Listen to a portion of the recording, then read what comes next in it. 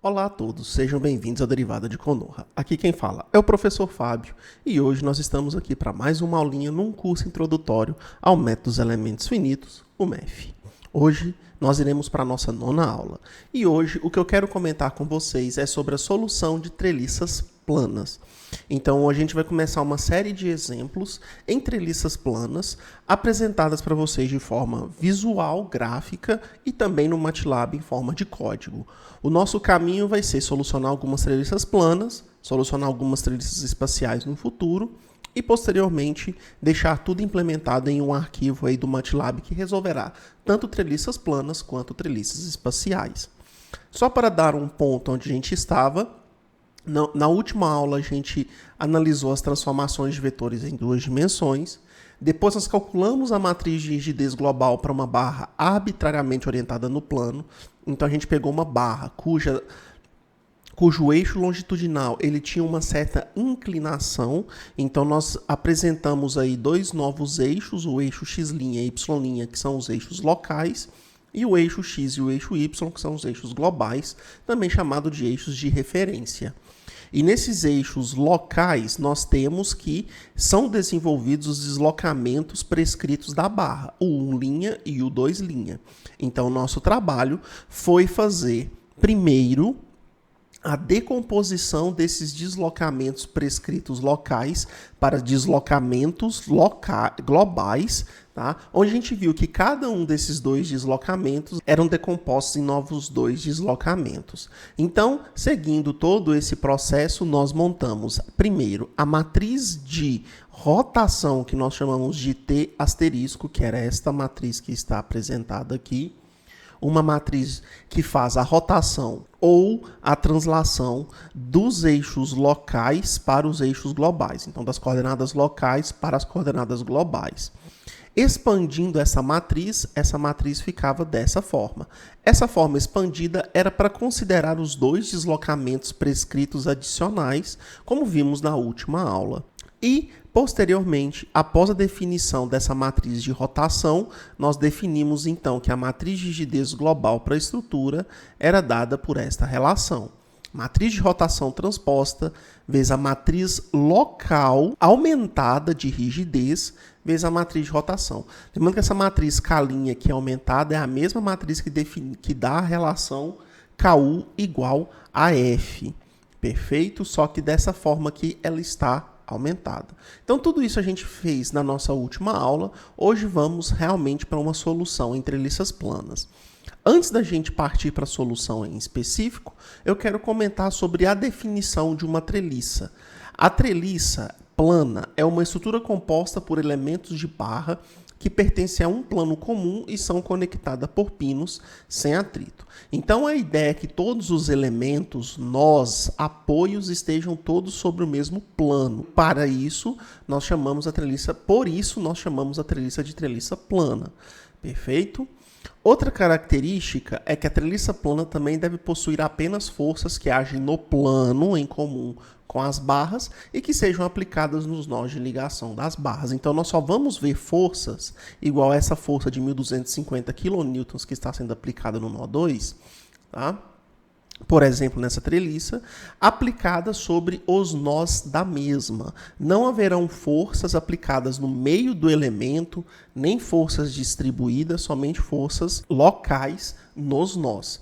Com essa configuração, fica claro que as barras, também pela própria definição do elemento barra e pelas características do elemento barra, que todas as barras de uma treliça só vão estar suscetíveis ao esforço axial, ao esforço normal. Elas não vão ser capazes de desenvolver esforço cortante nem momento fletor, pela característica da estrutura e pela forma como as forças são aplicadas. Tudo bem? Então, essa é a nossa estrutura treliçada, nossa estrutura em barras. Então, vamos fazer o nosso primeiro exemplo. Perfeito? Que vai ser esse exemplo apresentado. Então, nós temos uma treliça apresentada por dois elementos em barra, que é apresentada a seguir. Ele pede os deslocamentos XY do nó 2, bem como a força e a tensão interna a que cada barra está suscetível. Use que o módulo de elasticidade é 90 gigapascal e que a área da seção transversal 10 a menos terceira metros quadrados. Então, esses são os dados da estrutura, os dados do material da estrutura, desculpa, mas vamos para os dados da estrutura em si. Então, a estrutura é essa estrutura apresentada pela figura. Nela, o que nós temos? Duas barras numeradas de 1 e 2, respectivamente, e 3 nós, numerados de 1 a 3 a critério. A gente pode numerar os nós de qualquer maneira. Eu escolhi numerar nó 1, o nó aqui de baixo, nó 2, este nó 3, este nó. Perfeito? O nó 1 e o nó 3 possuem um apoio do tipo fixo. Apoio do tipo fixo restringem translações tanto na vertical quanto na horizontal. Então, na vertical e na horizontal. Então, tanto o nó 1 quanto o nó 3 vão desenvolver o que a gente chama de deslocamentos prescritos, onde nós já sabemos quais são os deslocamentos desses nós. No caso, esses dois, o deslocamento prescrito vai ser nulo, devido ao apoio. Já no nó 2, nós temos um carregamento de 1.250 kN aplicado. Temos as dimensões da estrutura, também mostradas na figura. Perfeito?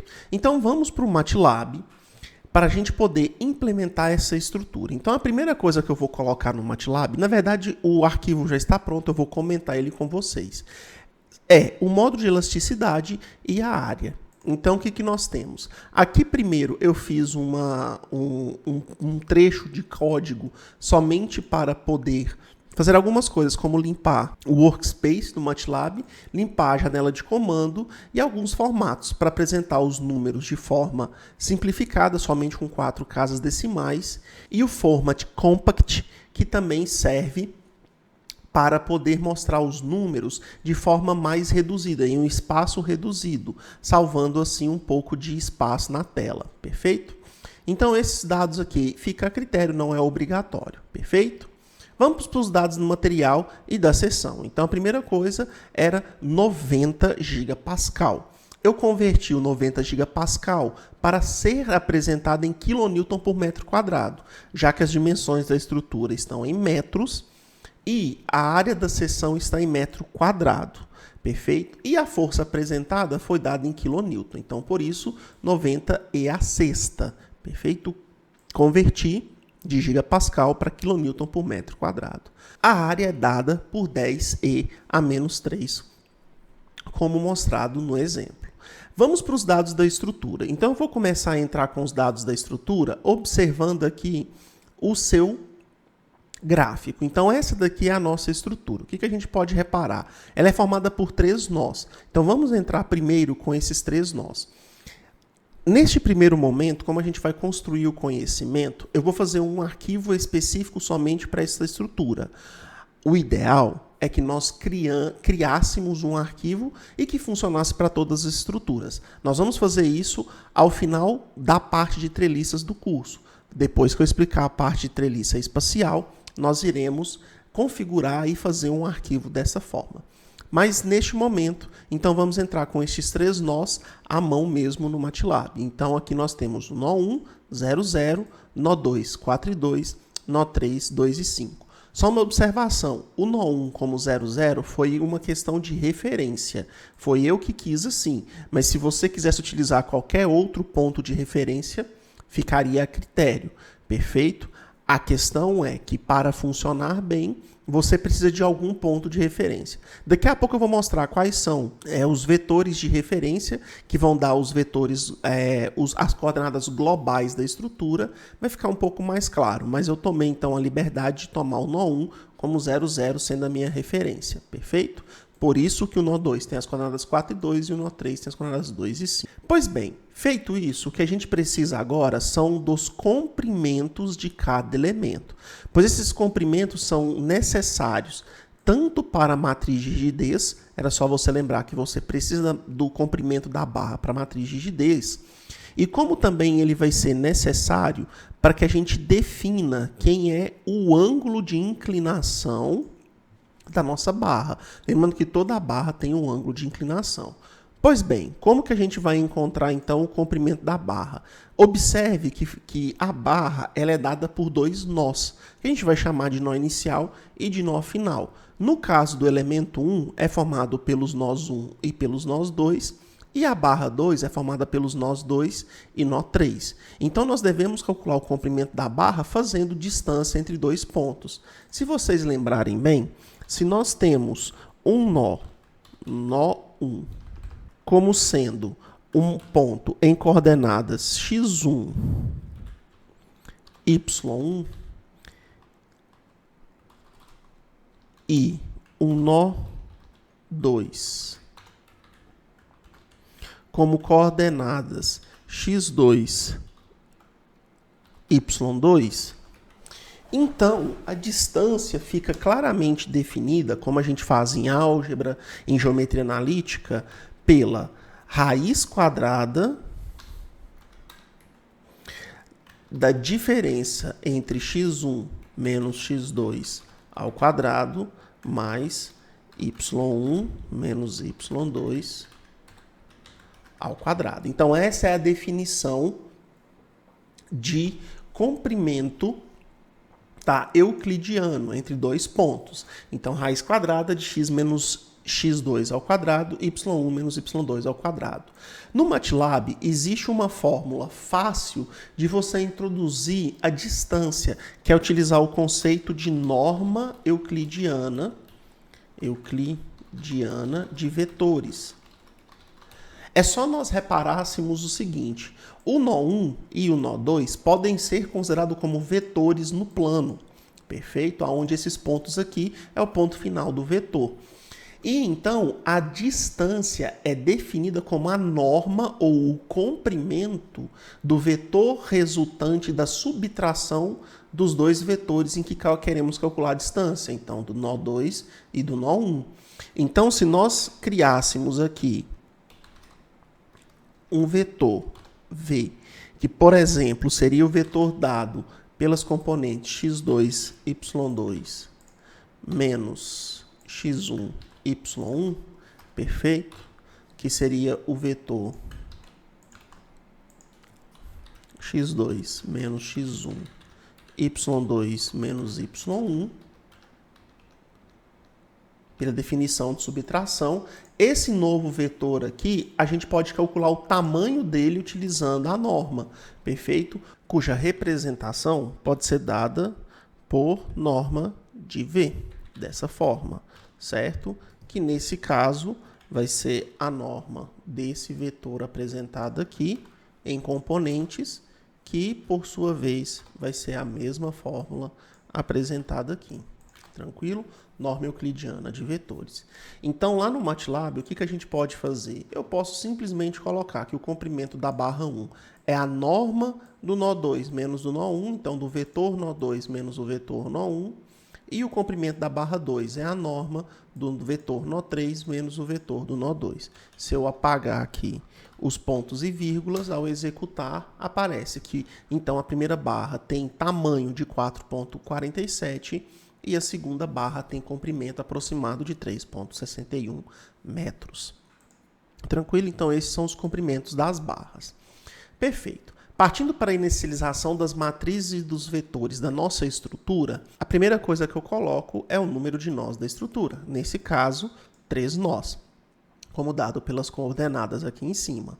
O número de elementos é 2, tá? São 2 elementos. Essa variável eu não vou usar ela no programa neste momento, mas no futuro próximo ela terá uma importância muito grande. Então, já deixar claro qual é o número de elementos é extremamente importante. Depois, a gente parte para o número de grau de liberdade. E aqui a gente deve lembrar, localmente, cada elemento possui 2 graus de liberdade, perfeito? Os graus de liberdade U1' e U2'. Isso em coordenadas locais. Porém, quando nós vamos para as coordenadas globais, nós devemos lembrar que essas coordenadas ou esses vetores de deslocamento locais vão ser decompostos em vetores de deslocamento globais. No caso da barra, como a gente viu, ela é decomposta em dois novos deslocamentos. Um deslocamento na direção do eixo X de referência e um deslocamento no eixo Y de referência. Então, para a nossa estrutura como um todo, o número total de graus de liberdade vai ser 2 vezes o número de nós que a gente possui. Se eu executar isso daqui, será apresentado somente 6 números de grau de liberdade. Então, eu tenho um total de 6 graus de liberdade. Lembrando, dentre esses 6, pela estrutura, deixa eu pegar a estrutura aqui, solução, nós temos que 2 estão apoiados do tipo fixo, com apoio do tipo fixo. Então, daqueles 6 graus de liberdade, 4, que são 2 nós, vão estar restringidos. Então, eu tenho 4 deslocamentos prescritos iguais a 0. E eu tenho 2 graus de liberdade que é permitido a sua movimentação, a sua translação. Perfeito? Pois bem, partindo, então, agora a gente vai definir quem é a matriz de rigidez global. Ela é dada pelo número de graus de liberdade que a gente tem na estrutura. Então, a nossa matriz de rigidez global, eu posso começar ela fazendo zeros e com o tamanho do número de graus de liberdade para as linhas e número de graus de liberdade para a coluna. Se eu executar aqui, vai ser apresentada uma matriz 6 por 6, perfeita, formada só por zeros. O vetor de forças global e o vetor de deslocamentos global também vai ser na mesma linha. Ele vai possuir o número de graus de liberdade como número de linhas e apenas uma coluna. Tranquilo? Então, eu vou executar isso aqui tudo somente para armazenar na memória já, então, o vetor F e o vetor U. Pois bem, partindo, agora a gente vai para o cálculo efetivo das matrizes de rigidez. Então, primeira coisa, eu vou apagar a estrutura aqui e vou mostrar os graus de liberdade. Então, se a gente reparar aqui, como eu havia comentado, a nossa estrutura tem 3 nós e em cada nó 2 graus de liberdade. Esse nó 1 e aqui no nó 1 nós temos o grau 1 e 2 restringido, no nó 3 nós temos o grau 5 e 6 restringido e no nó 2 nós temos os graus 3 e 4 de forma livre. Porém, essa numeração que eu dei para os graus de liberdade, ela é a critério, ela fica definida pelo analista. Se você quiser mudar, você pode mudar à vontade. Porém, você tem que tomar cuidado com os graus de liberdade que cada elemento possui. Então, no caso do primeiro elemento, ele possui como graus de liberdade os graus 1, 2, 3, 4 e o segundo elemento como grau de liberdade 3, 4 e 5, 6. Tranquilo? Partindo para o elemento 1 em específico, o que a gente precisa? A gente precisa definir 2 coisas para esta barra. Primeiro, qual vai ser o eixo local dela? Então, lembrando que o eixo local é o mesmo ou se confunde com o eixo longitudinal da barra. Então, aqui eu tenho que definir quem é o meu nó inicial e o meu nó final dessa barra para definir a direção que eu vou analisar essa barra. Por uma questão de simplicidade, questão de critério mesmo, eu defino o nó 1 como nó inicial e eu defino o nó 2 como nó final. Perfeito? Então, nó 1, nó inicial, nó 2, nó final. Então, a minha barra ela sai do nó 1 e parte em direção ao nó 2. Então, esse daqui é o meu eixo local, x', U'. Com isso, eu consigo definir quem é o ângulo de direção da minha barra. Lembrando que o ângulo de direção, ele necessariamente sai do sentido positivo do eixo x até o eixo x'. Então, este é o ângulo de direção da minha barra.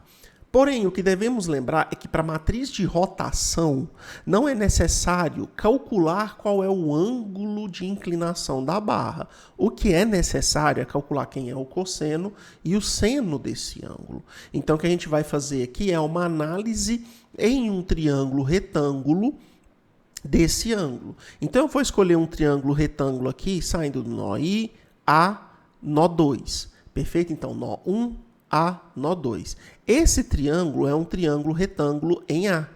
Então, θ1 é o ângulo oposto do cateto a nó 2 e θ1 possui como cateto adjacente o cateto nó 1 até A.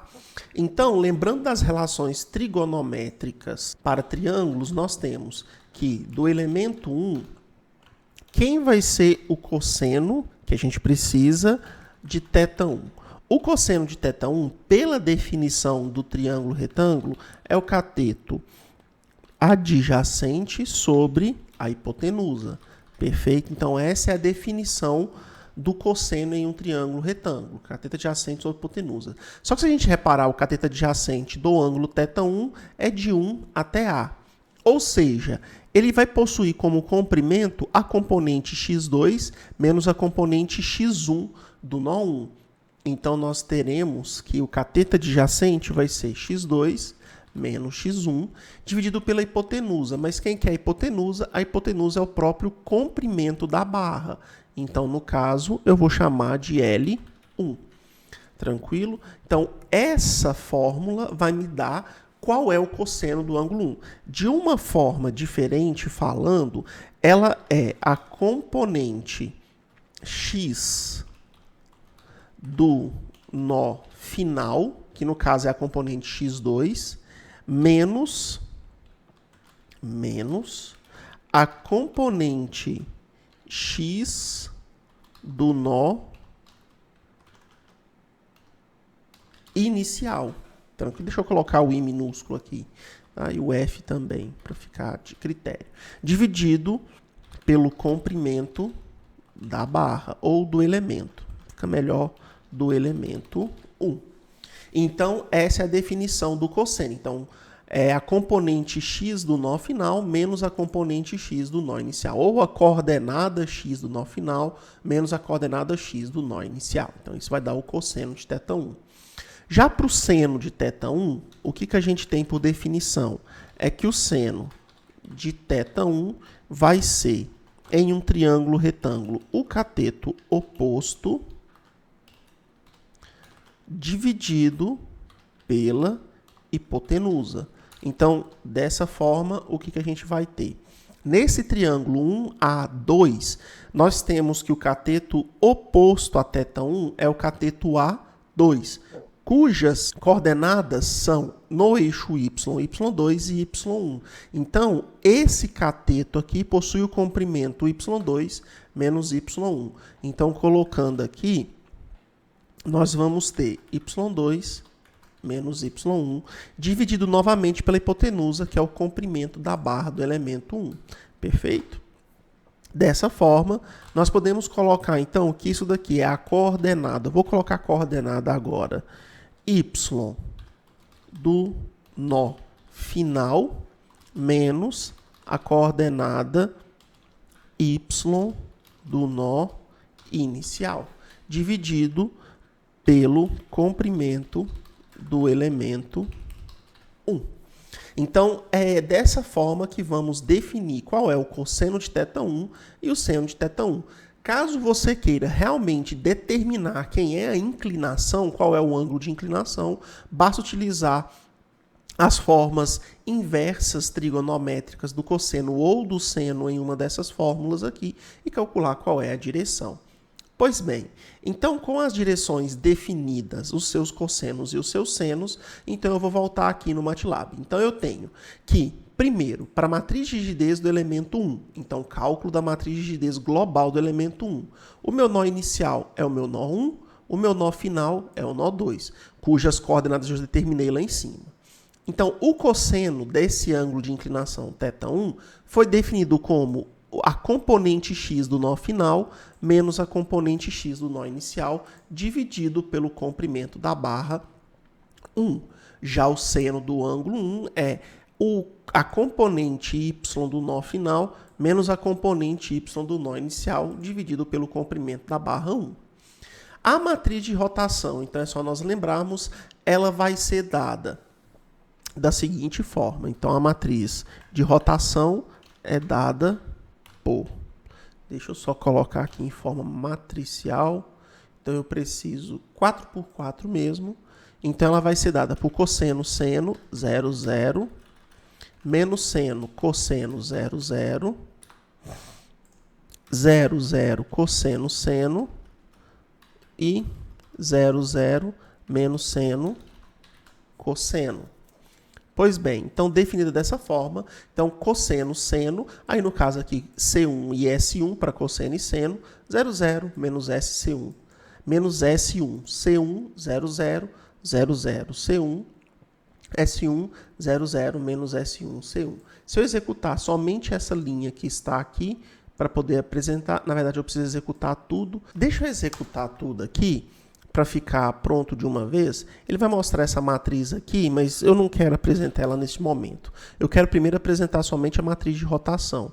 Então, pedindo para mostrar a matriz de rotação, eu tenho que a matriz de rotação, então, vai ser 089, 044 menos 044, 089, 089, 044 menos 044, 089. Então, essa aqui é a minha primeira matriz de rotação, a matriz de rotação da barra 1. A matriz K' do elemento 1 foi definida como a gente fez anteriormente. Então, ela é a matriz tradicional, tá? AE sobre L1, que multiplica 1, 0, menos 1, 0, 0, 0, 0, 0, menos 1, 0, 1, 0, 0, 0, 0. Lembrando que essa matriz aqui ela foi aumentada para poder comportar os 4 deslocamentos necessários para a estrutura. E aí agora sim, por fim, a nossa matriz então de rigidez rotacionada. Então a transposta da matriz de rotação, a matriz de rigidez local do elemento aumentada, vezes a matriz de rotação. Perfeito? Então, cujo resultante vai dar essa matriz de rigidez global do elemento 1. Para o elemento 2, nós vamos fazer a mesma análise, só que qual que é a diferença? Para o elemento 2, eu vou reparar o seguinte, eu vou tomar, então, novamente, a decisão de qual será o ponto, qual será o nó inicial, qual será o nó final. Para o elemento 2, eu vou tomar como nó inicial o nó 1, o nó 2 e como nó final o nó 3. Então, o meu vetor direção local, que vai coincidir com o eixo longitudinal da barra, vai ser dado por esse segmento aqui. Então, x', U'. Perfeito? O ângulo de direção vai ser esse θ2 que está apresentado aqui, que sai do eixo x, que é o eixo de referência global, até o eixo local, x'. Perfeito? Então, eu preciso calcular quem é o cosseno e o seno de θ2. Perfeito? Só que, antes de calcular o cosseno e o seno de θ2, aqui a gente não tem fechado nenhum triângulo retângulo que envolva o ângulo, já que esse ângulo aqui é maior que 90 graus. Então, eu vou utilizar das relações trigonométricas que eu conheço para seno e para cosseno para calcular o cosseno desse ângulo.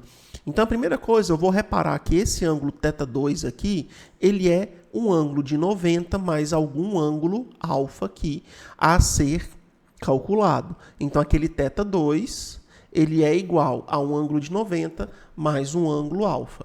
Então, eu posso colocar aqui, ó, para o elemento 2. Quem é que eu quero? Eu quero o cosseno de θ2. Só que o cosseno de θ2, eu vou falar que é o cosseno de 90 graus mais algum ângulo alfa. Utilizando a relação soma de arco para o cosseno, eu sei que cosseno de 90 mais alfa é cosseno de 90 vezes cosseno de alfa, só um segundo, cosseno de alfa, menos seno de 90 seno de alfa. Tranquilo? Como o cosseno de 90 é zero, essa primeira parcela aqui anula, então sobra seno de 90, que é 1, vezes seno de alfa. Então, o resultado é menos seno de alfa. E como a gente fez anteriormente, o seno de alfa é cateto oposto sobre hipotenusa em um triângulo retângulo, certo? Só que triângulo retângulo que vai ser esse? Então, voltando lá na figura, eu posso reparar o seguinte, que esse ângulo alfa que está aqui, ele é o mesmo que esse ângulo alfa que está aqui. Então, esse ângulo alfa aqui é um ângulo em um triângulo retângulo. Qual triângulo? O triângulo 3B2 ou 2B3, cujo ângulo reto está no ponto B. Então, esse ângulo alfa aqui possui como cateto oposto dentro desse triângulo o cateto que está apresentado aqui. Então, de B até o nó 2. Esse cateto possui como dimensão x2 menos x3. Então, voltando aqui, eu vou ter menos x2 menos x3, dividido pela hipotenusa, que é o comprimento do elemento 2. Desenvolvendo esse menos aqui no numerador, nós vamos ter x3 menos x2 dividido pelo comprimento final. Novamente, se nós repararmos, é a componente x do nó final menos a componente x do nó inicial. Então, essa fórmula aqui, ela se repetiu. Perfeito? A componente x do nó final menos a componente x do nó inicial, só que agora dividido pelo comprimento do elemento 2. Então, nós podemos reparar que para calcular o cosseno do ângulo de inclinação de qualquer elemento treliçado, basta nós fazermos a subtração da componente x do nó final pela componente x do nó inicial e dividir pelo comprimento do elemento. Então, essa fórmula ela vai ser aplicada a qualquer elemento de treliça. Já o seno que nós precisamos é o seno de θ2.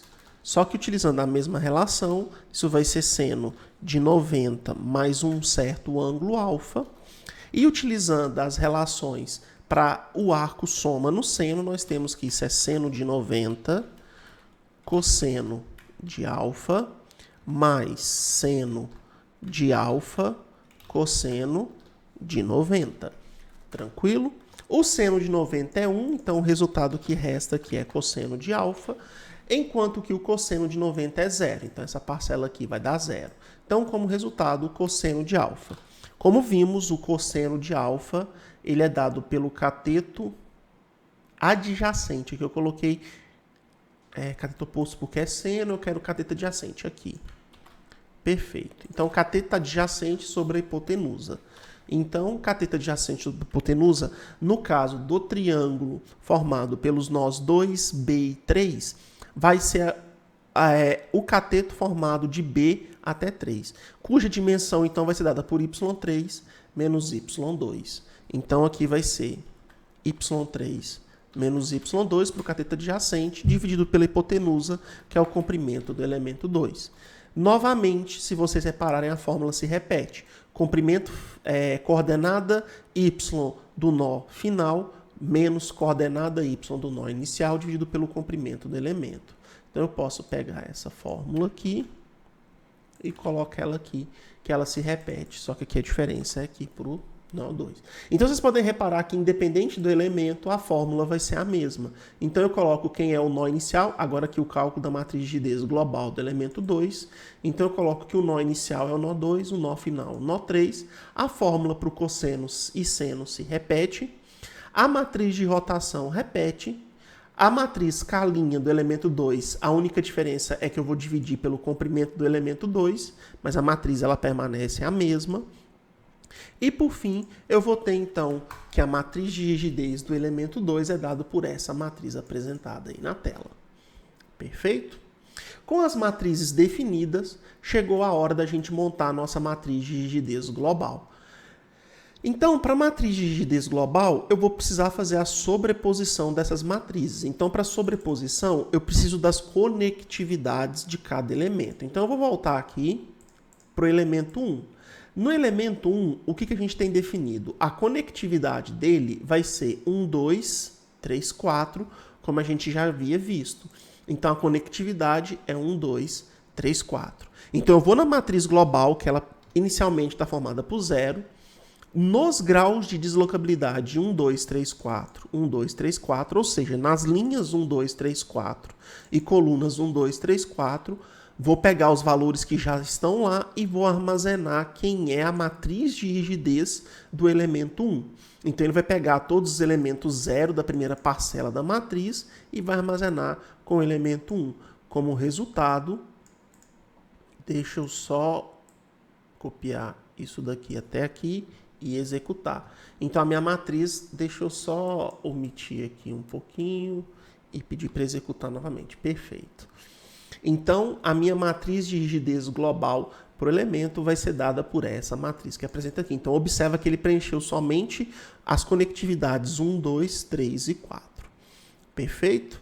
Agora, para o elemento 2, nós podemos reparar que para o elemento 2, os graus de deslocabilidade formado no nó inicial é 3 e 4 e no nó final é 5 e 6. Então, a conectividade do nó 2 é 3, 4, 5 e 6. Então, a conectividade do elemento 2, 3, 4, 5, 6, fazendo a mesma sobreposição, nós vamos, então, ter essa seguinte matriz de rigidez. Então, fazendo a mesma coisa, nós temos essa matriz de rigidez. Você pode observar que agora os elementos aqui na coluna 3 e 4, 3 e 4, 5 e 6 foram preenchidos. Então, com a matriz de rigidez global da estrutura pronta, nós vamos partir agora para o vetor de forças ou vetor de carregamento global. Como nós temos somente uma carga na estrutura, deixa eu voltar aqui na estrutura, esse carregamento é de 1.250 newton, nós podemos reparar que esse 1.250 newton está aplicado exatamente na mesma direção que o grau de deslocabilidade 4. Então, ele vai ser aplicado no vetor de forças global no grau de deslocamento 4, então no índice 4. Então, eu vou pegar o vetor de forças global no índice 4 e vou aplicar o 1250. Então, pegando e mostrando aqui o vetor, você pode observar que somente na quarta posição é que aparece o menos 1250. Perfeito? Agora vamos para os graus de deslocabilidade restritos e não restringidos. Como a estrutura possui dois apoios, como a gente pôde ver por aqui, ó, ela possui dois apoios fixos, nós vamos ter que os graus de deslocabilidade prescritos, aqueles restritos, são os graus 1, 2, 5 e 6. Então já vou colocar aqui, ó, 1, 2, 5 e 6, como grau de deslocabilidade restrito. Pois bem, feito isso, o grau 1, 2, 3, 1, 2, 5, 6, eu posso reparar que o 3, 4 são os graus de deslocabilidade permitidos se mover. Tá? Então, são os graus sem restrição. Então, 3 e 4. Perfeito? Determinado quem é os meus graus de liberdade restringidos e quem são meus graus de liberdade sem restrição, eu vou partir, então, para a solução do sistema KU igual a F. Partindo agora para quem é a solução do sistema, então vamos fazer a solução do sistema KU igual a F. Então, para a solução do sistema KU igual a F, o que eu vou precisar lembrar? Que os meus graus de liberdade restritos é 1, 2, 5 e 6, e os graus de liberdade sem restrição são os graus 3 e 4. Pois bem, então o meu vetor de deslocamentos globais vai ser dado pelo sistema KU igual a F. Tá? Então, a primeira coisa que eu preciso reparar é que na matriz K eu já tenho que ter aplicado as condições de contorno. Então, as condições de contorno estão aplicadas quando eu pego essa matriz somente nos graus de liberdade sem restrição. Se eu pegar a matriz global inteira, ela é a matriz 6 por 6, como a gente já viu. Só que quando eu pego ela somente nos graus de liberdade sem restrição, vocês vão perceber que ela é uma matriz 2 por 2, porque eu elimino quem são, tá, as linhas 1, 2, 5 e 6 e as colunas 1, 2, 5 e 6, restando então apenas as colunas 3 e 3, 3 e 4, 4, 3, 4, 4. Perfeito? Então essa aqui é a minha matriz de rigidez depois da aplicação das condições de contorno. O meu vetor de forças global também é necessária a aplicação das condições de contorno, então elimina a primeira, segunda, quinta e sexta linhas, restando apenas a terceira e a quarta linha. Então 0 menos 1250. Então, resolvendo esse vetor aqui, nós vamos obter, então, menos 0,0009 para o deslocamento na direção X do eixo do nó 2 e menos 0,006 metros para deslocamento no eixo Y do nó 2. Perfeito? Lembrando que isso aqui não é local, é global. Então, são os deslocamentos X e Y do nó 2. Perfeito? Então, se eu pego a minha estrutura, é o deslocamento desse grau nessa direção X e na direção Y. Como os dois são negativos, então os dois estão na direção contrária aos deslocamentos prescritos supostos. Pois bem, então feito então nossas forças, nosso vetor de deslocamento, eu vou para as forças de reação. Não foi pedido no problema, mas a gente já calcula para deixar a estrutura completa. Então, para as forças de reação, é só lembrar que você calcula as forças de reação nos graus de liberdade restritos, tá? Só que aqui, para ficar completo, eu vou colocar em todos os graus de liberdade para apresentar aqueles que não têm força, tá? Que no caso vai ser 0. Então eu crio aqui a minha força de ação, né, na estrutura como 0, número de grau de liberdade 1. E aí eu peço, somente no grau de liberdade restrito desse vetor, eu quero que você calcule quem é a matriz global naquelas linhas, todas as colunas, vezes o vetor de deslocamento, como a gente vê aí em outras aulas de exemplos aplicados, perfeito? Então, pedindo para mostrar somente essa parte aqui, nossas forças de reação então são, no nó 1, 625 na horizontal para a direita, na vertical 312,5 para cima. No nó 3, que é o nó de cima da estrutura, esse nó aqui de cima, perfeito? Nos graus de locabilidade 5 e 6. Então, menos 625 na horizontal para a esquerda, 937,5 na vertical para cima. Se nós somarmos 312,5 com 937,5, ou seja, se eu fizer FRA no grau de deslocabilidade 2, mais FRA no grau de deslocabilidade 6, nós vemos que dá 1.250. Perfeito? Igual a força que foi aplicada sobre a estrutura. Pois bem, agora a gente precisa da tensão no elemento. Então, as tensões internas, se a gente voltar no texto, é só a gente relembrar que as tensões internas é dado por essa expressão que está aqui. Eu demonstrei essa expressão na nossa última aula.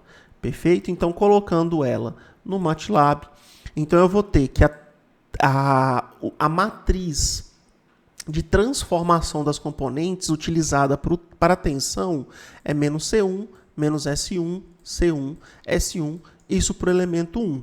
Então, o sigma x1, que é a tensão interna, vai ser dado por E, L1 vezes a tensão 1 vezes U na conectividade 1. Aqui eu só faço uma observação. Eu peguei essa expressão e dividi por 1 e a terceira, ou seja, dividi por 1000, porque o módulo de elasticidade está em kilonewton por metro quadrado. Então eu transformei em megapascal ao dividir novamente por 1 e a terceira. Então, pedindo para ser apresentado, o meu sigma x1 é menos 69,87 megapascal, mostrando que nós temos aí uma tensão de compressão no elemento. Tranquilo? Já para o elemento 2, nós temos que a matriz de transformação para tensão vai ser menos C2, menos S2, C2, S2. Então, o sigma x2 vai ser dado pelo módulo de elasticidade dividido pelo comprimento do elemento 2, vezes a matriz de rotação vezes os deslocamentos na conectividade do elemento 2. Só um detalhe, lembrando que isso daqui é o vetor de deslocamentos global. Novamente, dividir por 1 e a terceira para achar a tensão então, em megapascal. Compilando aqui, nós observamos então que no elemento 2 foi desenvolvida uma tensão de 112,67 megapascal, tá? Como por ser positiva, é uma tensão de tração. Perfeito?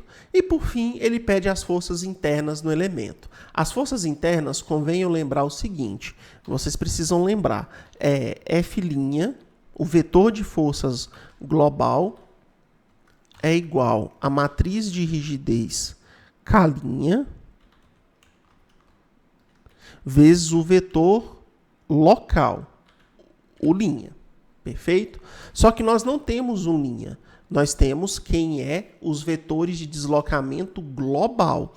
Então, dessa forma, eu vou ter que, para as forças locais, eu vou pegar então quem é a minha matriz K', que é 1 menos 1 menos 1, 1, AE sobre L, vezes 1 menos 1 menos 1 e 1, vezes o vetor U' transformado. Então, vai ser T asterisco, que multiplica U aqui do elemento, perfeito? Somente naquele elemento.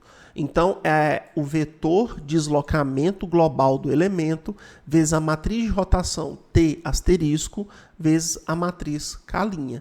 Só para vocês lembrarem aqui, então vai ser AE sobre L, que multiplica 1 menos 1, 1. A matriz T transposta vai ser a matriz 4 por 2. Então, 2 por 4, desculpa. Então, ela é dada por CS00, 00CS. E, por fim, nós vamos ter aqui o vetor de deslocamentos. Então, o 1, V1, o 2, V2, tudo aqui para o elemento apenas. Perfeito? Então, essa vai ser nossa expressão. Então, isso vai dar o nosso vetor de forças local. Então, se vocês repararem aqui, ó, essa definição está aplicada aqui. Só observe as conectividades. Então, conectividade do elemento 1, conectividade do elemento 2. Então, se nós repararmos essa expressão aqui, a força interna desenvolvida no elemento 1 é dada por 698,7 kN, enquanto que para o elemento 2 é dada por menos 1.127 kN aproximadamente. Outra forma de calcular as forças internas do elemento é só você pegar qual é a tensão interna e dividir pela área. Só que aí nós devemos tomar cuidado com as unidades, perfeito? Como o sigma está em megapascal, eu multiplico por 1/3 para achar em quilonewton e depois eu multiplico pela área para encontrar quem é a força interna. Lembrando que a tensão é força dividido pela área. Perfeito? Então, é dessa forma que nós calculamos uma treliça plana, utilizando os conceitos apresentados nas aulas até o momento. Se gostou do vídeo, não deixe de curtir, compartilhar e se inscrever no canal, isso vai me ajudar muito, muito, muito. Por favor, eu peço que deixem o like, vai me ajudar bastante também, tá? E nos vemos na nossa próxima aulinha. Até mais!